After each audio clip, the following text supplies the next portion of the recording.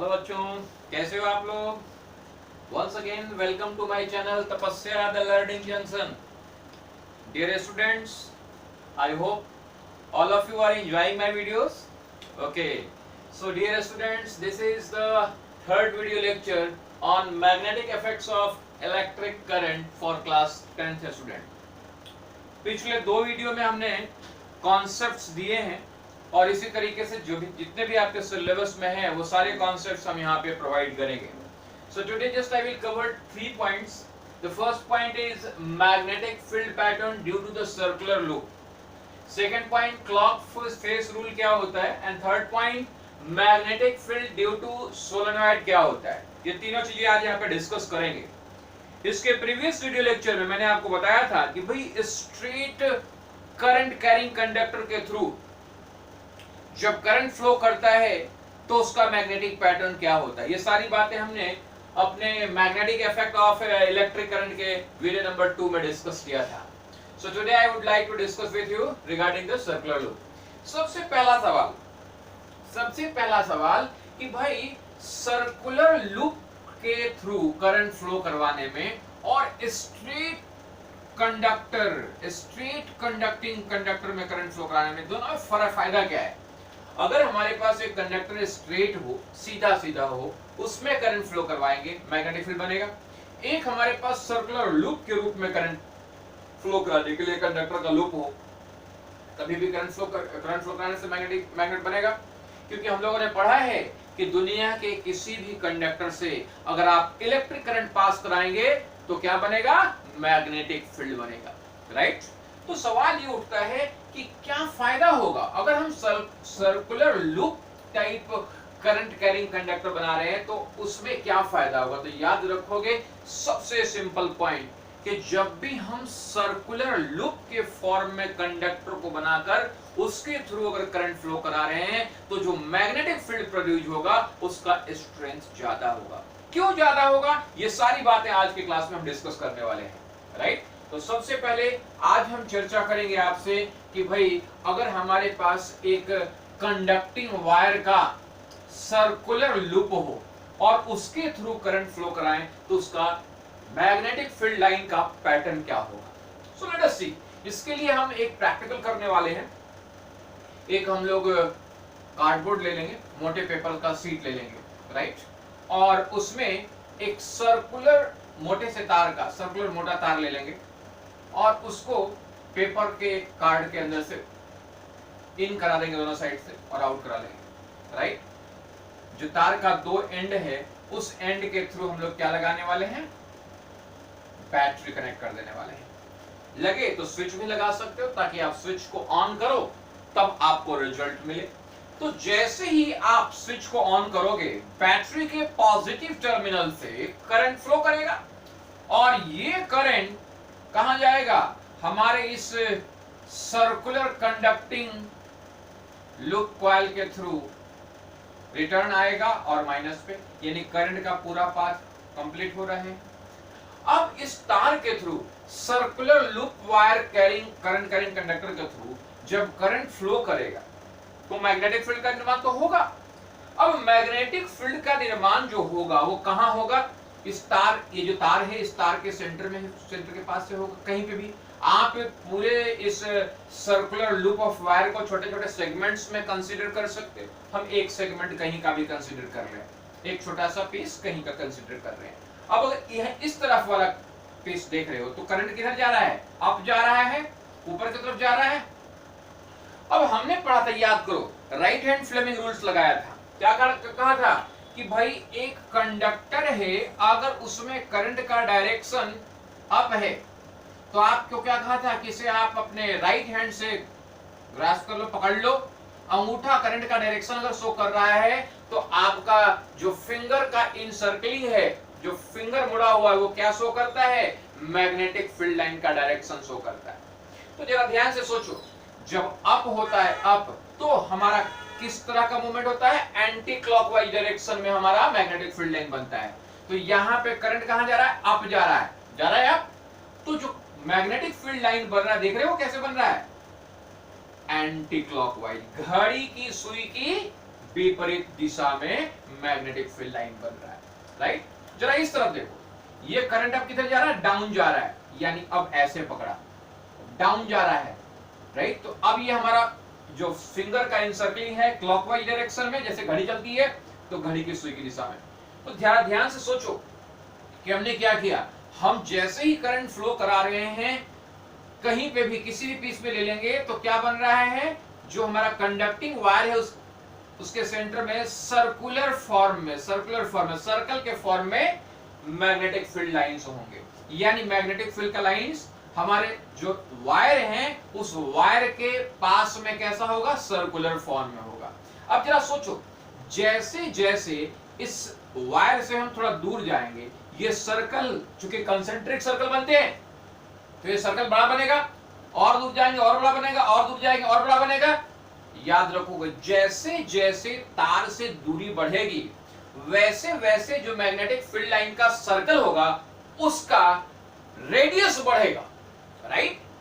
याद रखना, जब इस सर्कुलर लूप के सेंटर में पहुंचोगे, इस सर्कुलर लूप के सेंटर में पहुंचोगे तो ये एकदम स्ट्रेट लाइन हो जाएगा। क्या हो जाएगा, स्ट्रेट लाइन। तो याद ये रखना है कि जो सर्कुलर लूप हमारा होता है, जिसके थ्रू हम करंट फ्लो कराते हैं, उसमें कहीं पे भी अपने वायर के पास लोगे तो वहां पे क्या बनेगा, सर्कुलर फॉर्म में मैग्नेटिक फील्ड लाइंस बनेगा, राइट।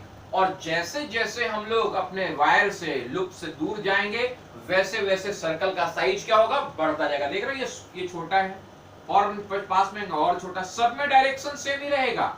अगर करंट अप जा रहा है तो इसका मतलब क्लॉकवाइज क्लॉकवाइज क्लॉकवाइज, डाउन जाने लग गया तो एंटी क्लॉकवाइज एंटी क्लॉकवाइज। लेकिन जरा ध्यान से सोचो, क्लॉकवाइज चल रहा है तभी भी मैग्नेटिक फील्ड लाइंस किधर से किधर है, इधर से इधर है, इधर से इधर है।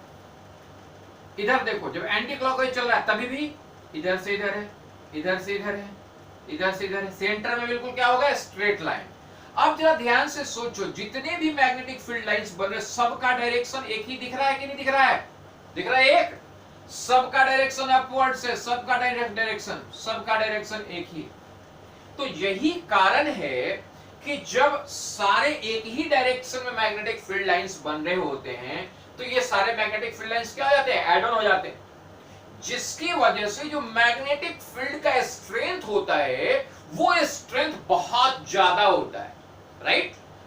याद रखना, सेंटर में, अगर सेंटर की बात करें, जो सोलर, ये हमारा जो सर्कुलर लूप है, कंडक्टिंग करंट सर्कुलर लूप, ये सर्कुलर लूप के सेंटर में जो मैग्नेटिक फील्ड बनेगा उस पे सबसे ज्यादा स्ट्रेंथ होता है, राइट। मैग्नेटिक फील्ड का स्ट्रेंथ सबसे ज्यादा कहां होता है, सेंटर पे, क्योंकि सारा वहां पे क्या हो जाएगा, ऐड ऑन हो जाएगा। जितने भी मैग्नेटिक फील्ड के लाइंस बन रहे हैं सबका डायरेक्शन तो एक है, सेंटर पे स्ट्रेट बन गया है, सब ऐड ऑन होकर के सेंटर पे आएगा। सबसे ज्यादा स्ट्रेंथ कहां मिलेगा, सेंटर का। तो ये जो पैटर्न आप देख रहे हो, ये पैटर्न है किस बात का, मैग्नेटिक फील्ड का।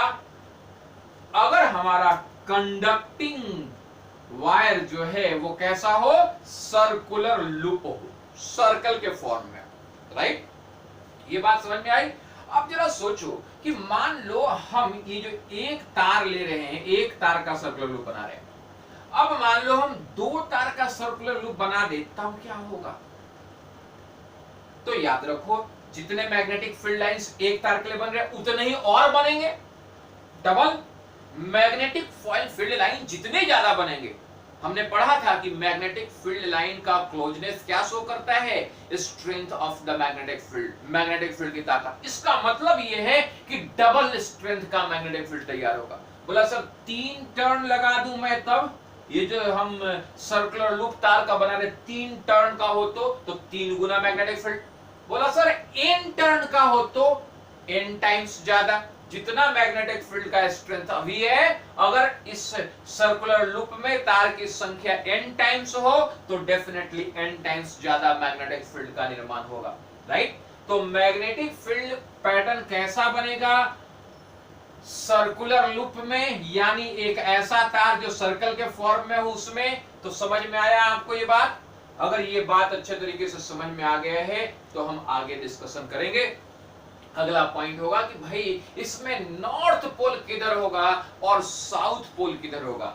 भाई ये जो तार बना है मैग्नेटिक फील्ड तो समझ में आ रहा है, लेकिन इसमें नॉर्थ पोल किधर बनेगा और साउथ पोल किधर बनेगा ये डिस्कस करना है। लेकिन इस डिस्कशन से पहले ये कॉन्सेप्ट अच्छे तरीके से समझ लीजिए कि सबसे पहले सर्कुलर लूप हम लोग बनाते किस लिए हैं? मैग्नेटिक फील्ड लाइन के स्ट्रेंथ को बढ़ाने के लिए। और बढ़ाना है तो क्या करेंगे हम लोग?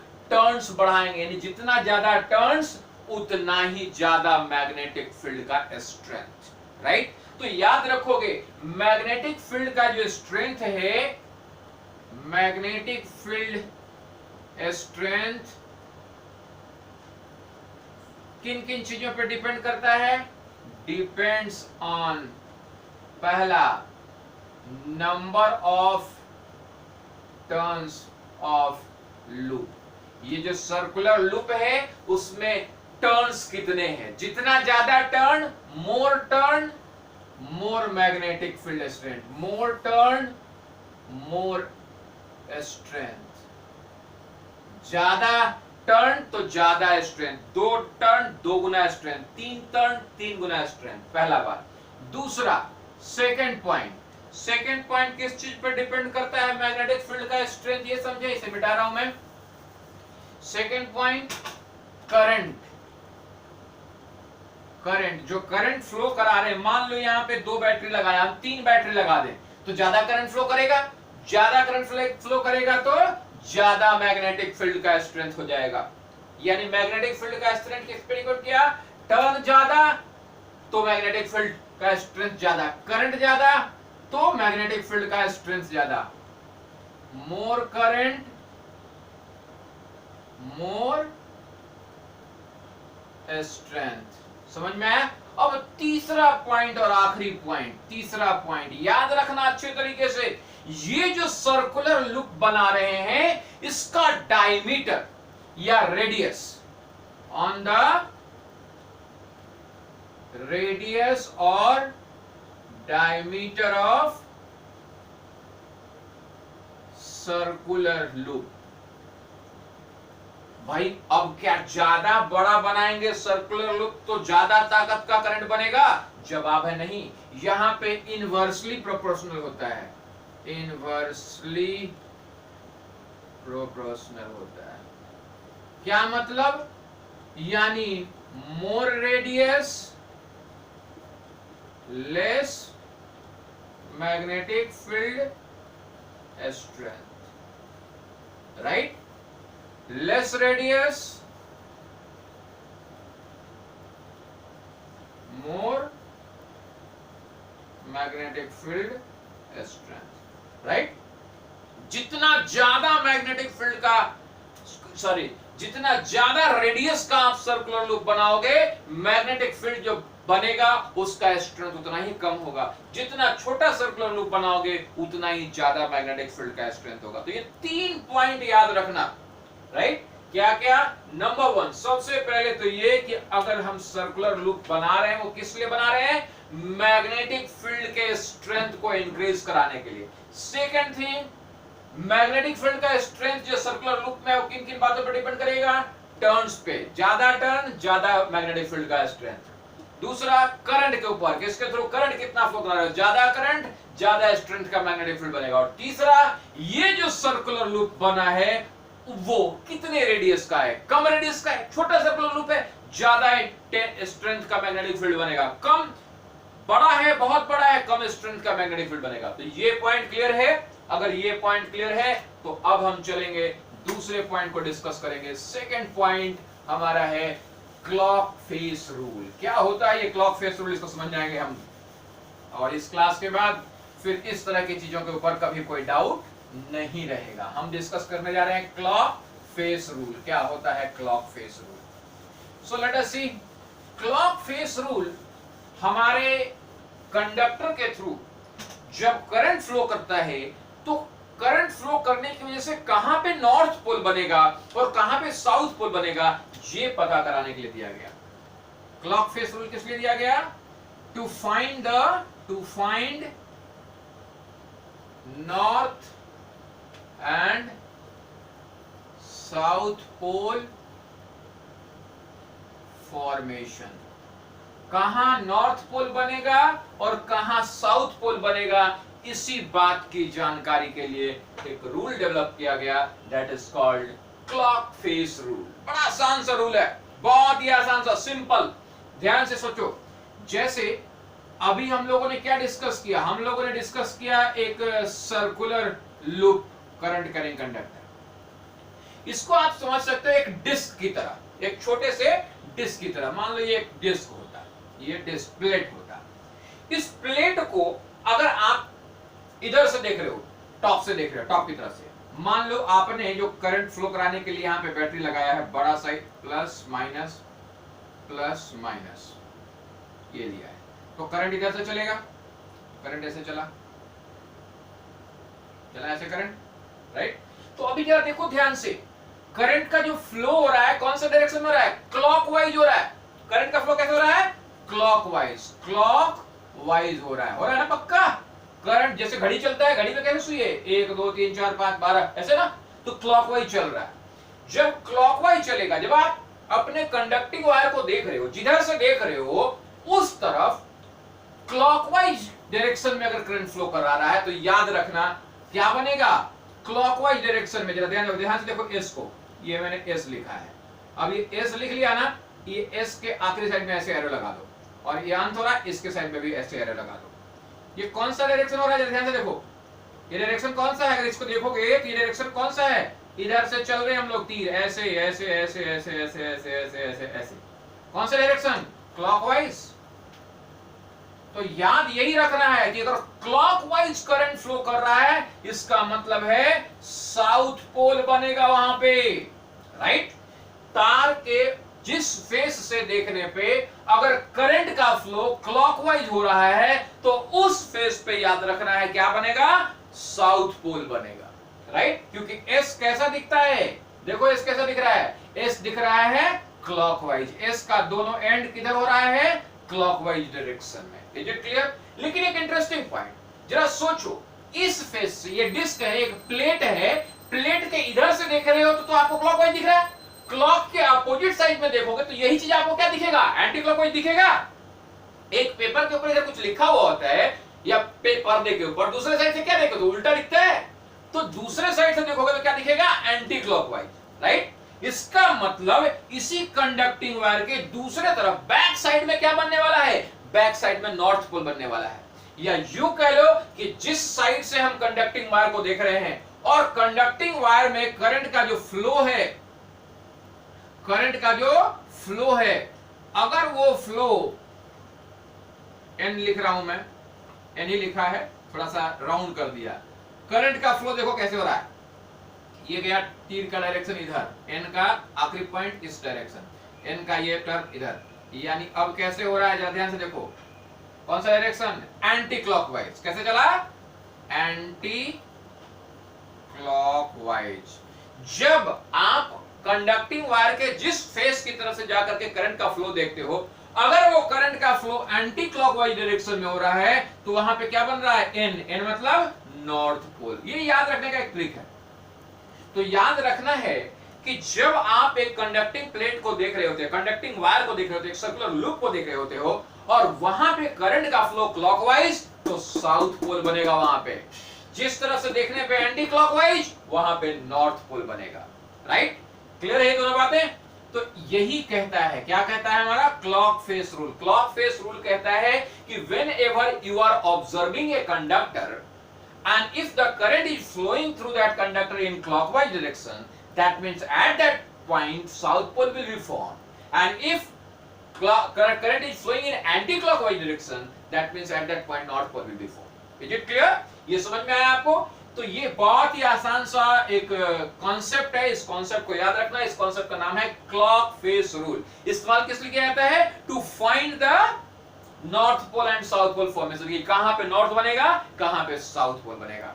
ध्यान ये रखना भाई कि जैसे एक मान लो केवल सर्कुलर लूप है, तो अब अगर इधर से देख रहे हो तो क्लॉकवाइज दिखेगा, दूसरे साइड में पीछे के साइड से जाकर देखोगे वही चीज क्या दिखेगा, anti clockwise. Is it clear. तो अब चलते हैं लास्ट पॉइंट डिस्कस करने। थोड़ा सा डिस्कस करूंगा मैं इसके बारे में डिटेल में, और जानकारी मैं अगले वीडियो में दूंगा आपको। अगला कॉन्सेप्ट है हमारा magnetic field. Magnetic field due to solenoid. ये सोलेनॉइड क्या होता है, सबसे बड़ी बात, व्हाट इज सोलेनॉइड? तो देखो भैया, अगर एक हम लोग मान लीजिए सॉफ्ट आयरन का एक रॉड ले लें और इस रॉड के ऊपर एक इंसुलेटेड कॉपर वायर को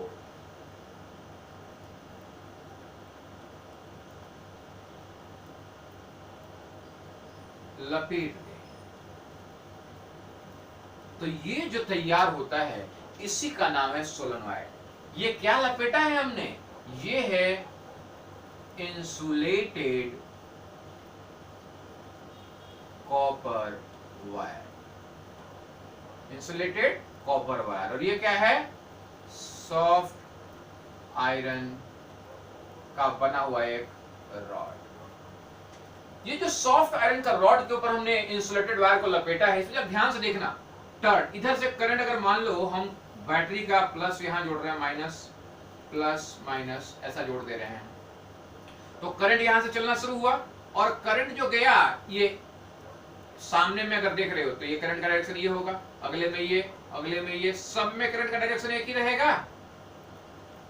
फ्रंट से देखोगे तो ये डायरेक्शन चल रहा है, और अगर बैक से देखोगे तो ये फिर अंदर जाएगा ऐसे और फिर लौटेगा ऐसे, फिर लौटेगा, राइट। यानी अगर ध्यान से देखो तो पूरे टर्न में जो करंट का डायरेक्शन है हमेशा एक समान है, राइट।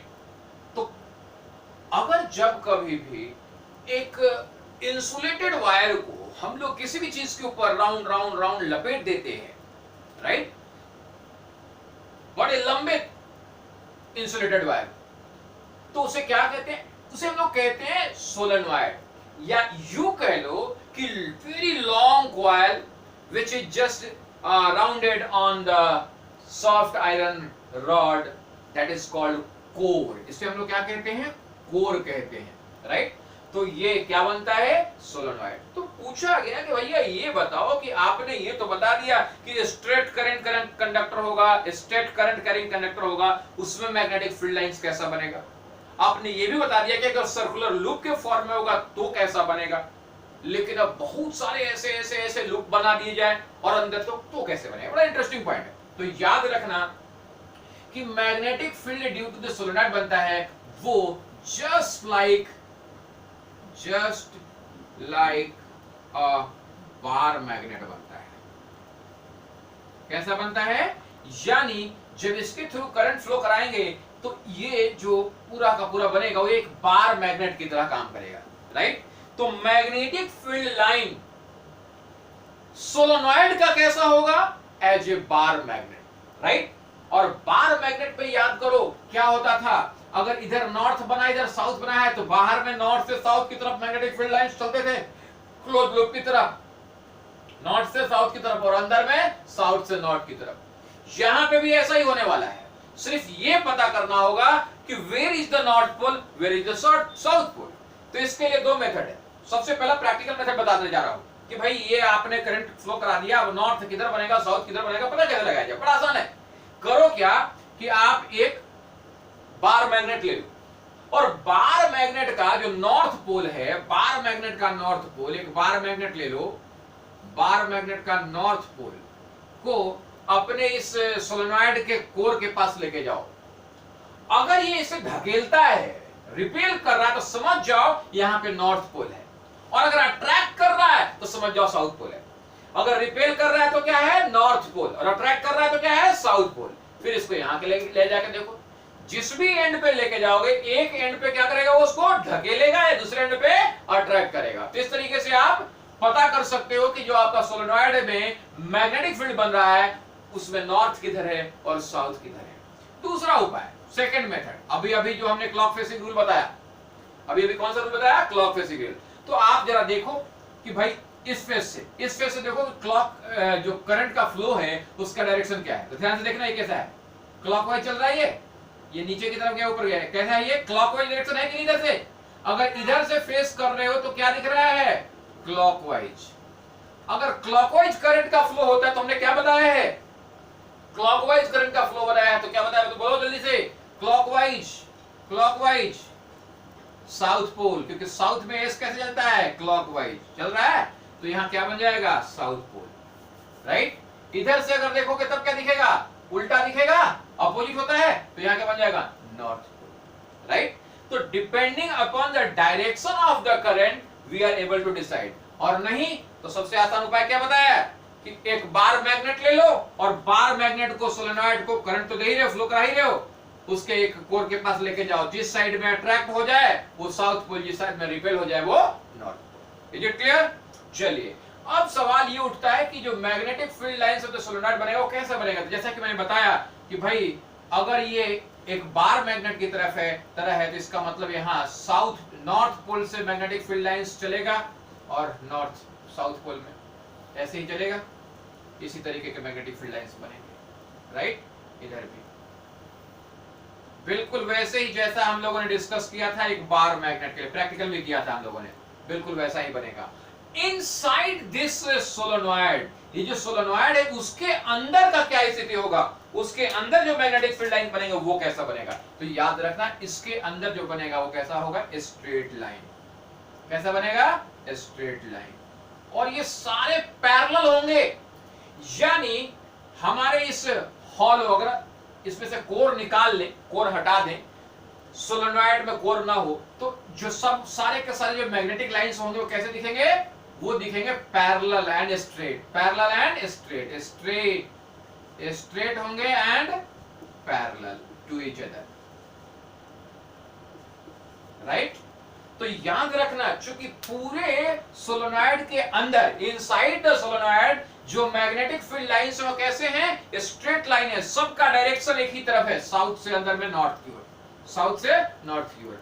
यहां से नॉर्थ से चला था, साउथ में आया और अंदर में साउथ से नॉर्थ की ओर, सारे लाइंस जो अंदर में है सबका डायरेक्शन एक ही है। इसलिए पूरे सोलेनॉइड में किसी भी पॉइंट पे ले लोगे तो मैग्नेटिक स्ट्रेंथ, मैग्नेटिक फील्ड का जो स्ट्रेंथ होगा वो क्या होगा, सेम होगा, और बहुत ज्यादा होता है स्ट्रेंथ। स्ट्रेंथ क्या होता है, बहुत ज्यादा होता है, राइट। क्लियर है।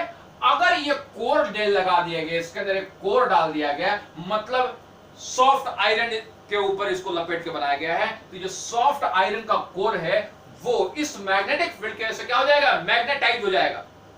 इस मैग्नेटिक फील्ड की वजह से क्या हो जाएगा, मैग्नेटाइज, और ये एक बार मैग्नेट की तरह काम करने लग जाएगा, राइट। अब ध्यान रखना सॉफ्ट आयरन ही क्यों यूज कर रहे हैं यहां पे, तो याद रखना बड़ा इंपॉर्टेंट क्वेश्चन कई बार आता है इसमें। सॉफ्ट आयरन की प्रॉपर्टी है कि वो मैग्नेटाइज हो जाएगा, करंट फ्लो कराने से जो मैग्नेटिक फील्ड बन रहा है उसके वजह से क्या हो जाएगा, सॉफ्ट आयरन मैग्नेटाइज हो जाएगा। लेकिन जैसे ही करंट बंद होगा मैग्नेटिक फील्ड लाइंस बंद हो जाएंगे और हमारा जो सॉफ्ट आयरन कोर है वो डीमैग्नेटाइज हो जाएगा कंप्लीटली। सॉफ्ट आयरन की प्रॉपर्टी है कि वो मैग्नेटाइज हो जाता है, लेकिन जब वो डीमैग्नेटाइज होता है तो कंप्लीटली डीमैग्नेटाइज हो जाता है। अगर इसके जगह पे सॉफ्ट आयरन कोर के जगह पे मान लो आप स्टील का एक रॉड इस्तेमाल कर लो, तब क्या होगा, कभी मत करना। अगर स्टील का रॉड इस्तेमाल कर दिया तो करंट जब फ्लो कराओगे तो मैग्नेटिक फील्ड लाइंस तो बनेंगे, और मैग्नेटिक फील्ड लाइंस की वजह से स्टील क्या होगा, मैग्नेटाइज हो जाएगा, और मैग्नेटाइज हो गया वो, तो जब करंट बंद करोगे तो वो कंप्लीटली डीमैग्नेटाइज नहीं होता, तो इसीलिए वो परमानेंट मैग्नेट की तरह बिहेव करने लग जाएगा। जबकि हम लोग यहाँ पे जो सोलेनॉइड बनाते हैं वो किस लिए बनाते हैं, टेम्पररी मैग्नेट्स के तौर पे, राइट। तो याद रखना यही कारण है कि कभी भी सोलेनॉइड बनाने के लिए हम लोग स्टील का इस्तेमाल नहीं करते, हम लोग सॉफ्ट आयरन का इस्तेमाल करते हैं। ऐसे प्रश्न पूछे जा सकते हैं आपसे, तो सीधा यही कहना कि सॉफ्ट आयरन जब मैग्नेटाइज होता है तो जब वो डीमैग्नेटाइज होता है तो कंप्लीटली डीमैग्नेटाइज होता है।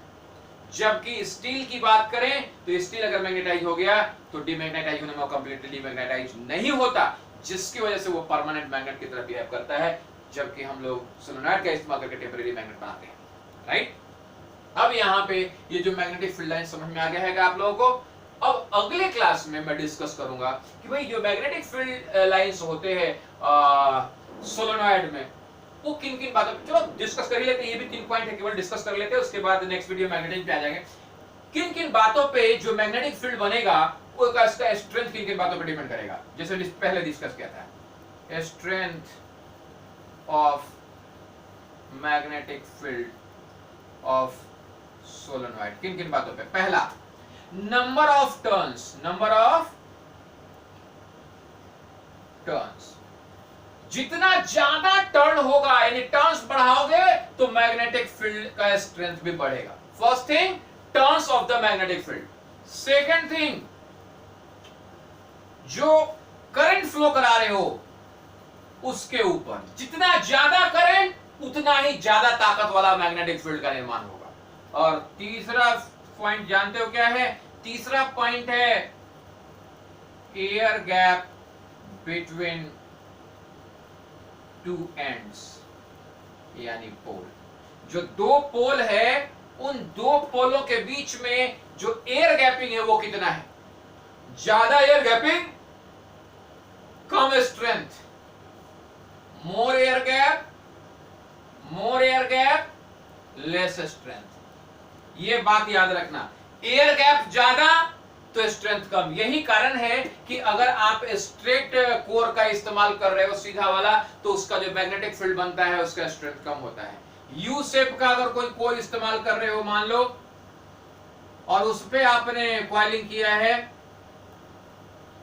तो इसकी वजह से जो बनेगा उसमें दोनों कोर के बीच में एयर गैप कम होगा, और कम होगा तो जो मैग्नेटिक फील्ड का स्ट्रेंथ होगा वो ज्यादा होगा। तो तीन बातों पे सोलेनॉइड में मैग्नेटिक फील्ड का स्ट्रेंथ तीन बातों पे। पहला, टर्न्स ज्यादा, मैग्नेटिक फील्ड का स्ट्रेंथ ज्यादा। करंट ज्यादा, मैग्नेटिक फील्ड का स्ट्रेंथ ज्यादा।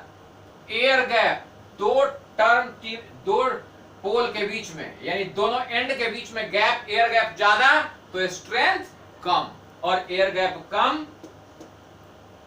तो स्ट्रेंथ ज्यादा। राइट? आज इस वीडियो लेक्चर में हम यही तक रखेंगे। नेक्स्ट वीडियो लेक्चर में आपसे आगे डिस्कस करेंगे मैग्नेटिज्म के ऊपर। राइट? और मैं आप लोगों से यही कहूंगा कि अगर हमारे वीडियो पसंद आ रहे हैं तो लाइक कीजिए, सब्सक्राइब कीजिए और बेल आइकन भी प्रेस कर दीजिए ताकि आपके पास हर नए वीडियो का अपडेट पहुंच जाए। और मैं फिर से आपसे दोहराना चाहूंगा, प्रॉमिस करना चाहूंगा आपसे कि आप अगर हमारे चैनल से जुड़े हुए हैं तो फिर कहीं और जाने की जरूरत पड़ेगी ही नहीं, क्योंकि इस चैनल पे हम आपके लिए एनसीईआरटी, रेफरेंस बुक, एग्जाम्पलर, हर एक प्रॉब्लम्स का सॉल्यूशन इस चैनल पे आपके लिए लेकर आएंगे। धन्यवाद, थैंक यू, जय हिंद, जय भारत।